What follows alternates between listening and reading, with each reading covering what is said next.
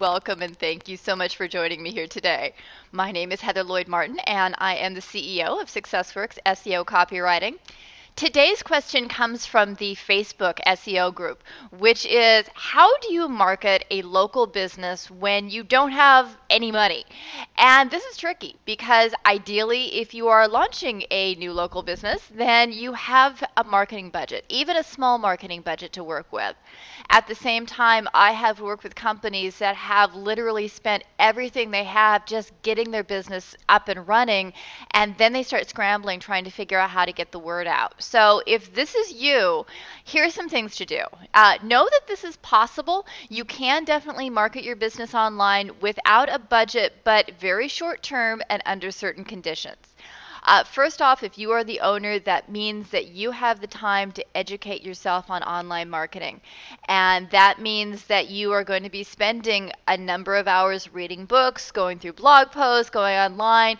And it's something that you can definitely do, but it's going to have a learning curve and it's going to take you some time. So if you don't have the money to spend and have someone else take care of this for you, that puts the burden back on you. But assuming you have the time to do that, and also to make the marketing a priority once you do learn all the tricks. So you're going to spend 1 or 2 hours a day doing this as part of everything else you're doing. And also know that this is stopgap.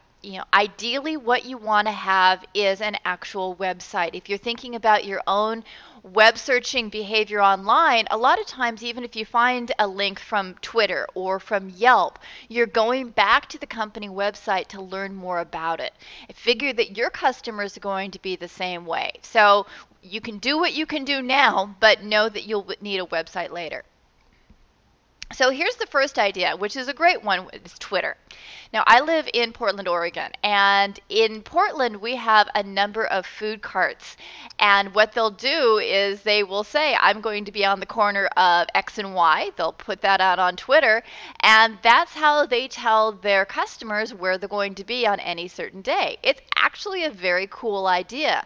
And Twitter can be a great way to meet new local people. And once you get involved with the local Twitter stream, you will probably be able to find some customers and start building some evangelists for your brand. Now, going back to what we talked about on education, it's really important to get yourself up on what you need to do around Twitter and how to promote yourself on Twitter intelligently and how to do it without turning people off. Because if you start hammering them with promotional tweets, people aren't going to be paying attention anymore. So you'll have to learn how to make that happen, but that shouldn't be a problem. And be a good community member. Know that Twitter is a community in and of itself. So you want to retweet other people, thank people when they retweet you, anything that you've posted, get involved with other conversations, and just be a good community member to the other folks on Twitter. And that will help build your followers and help build your brand. The second idea, and a lot of companies use this, is Facebook. And it's fantastic because a Facebook page can provide your company a temporary home until your site is launched. Ideally, again, you're going to want to have your own website there, especially if you want to get into all the Google local fun stuff. But at this point, it can work for you. And you'll want to spend time building a good Facebook page that encourages community and sparks conversation. Again, we're going back to community, and we want folks to be able to come to your page, find out what the latest and greatest is, and start talking. The more engaged they are, the better evangelists they'll be for your brand, and it makes for a better experience anyway. And you want to check on your Facebook page throughout the day and comment and add new wall posts. One of the ways that these campaigns can go horribly wrong is when the owner sets up a great Twitter handle or a great Facebook page, and then they never check back on it again. So there's an initial flurry of activity, and then people stop posting because there's no response. So make sure that you treat your Facebook followers like you would treat customers coming into your local store. You would pay attention to them, you would talk to them, and you would not ignore them.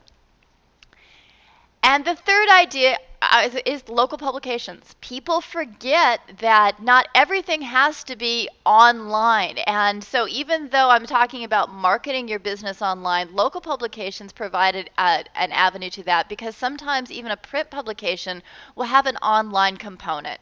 So check to see if your local newspaper has a monthly new business interview.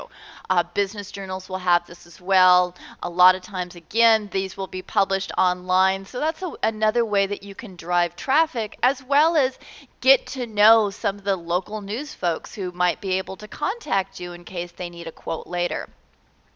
You'll also want to look at influential bloggers within your community. Is there a way that you can connect with them? Again, you want to look at this in terms of building community rather than pushing your company, your services. But if there can be a click, that could be a great way that that blogger can mention your business to their readers and possibly get some new customers coming in the door for you. And whenever possible, try to meet people in person. You know, we're talking here about online marketing, and it's really easy to be stuck in your store all day and behind a computer or behind a desk, and you never really get a chance to go out and about. But if you can network, go to a local community networking event or chamber of commerce, that can be a really great way to connect with these folks, especially when you might already have an invitation out there. You might have sent an email to a blogger, and then when you get to meet them in person, that helps cement the relationship. So thank you very much, and I enjoyed speaking about this today. If you have a question, please email me at askheather@SEOcopywriting and let me know. Also, if you visit the site at SEOcopywriting.com, you can sign up for my newsletter on the latest SEO copy news that is delivered every Tuesday. And here is how to reach me. Thank you very much, everyone, and have a wonderful day.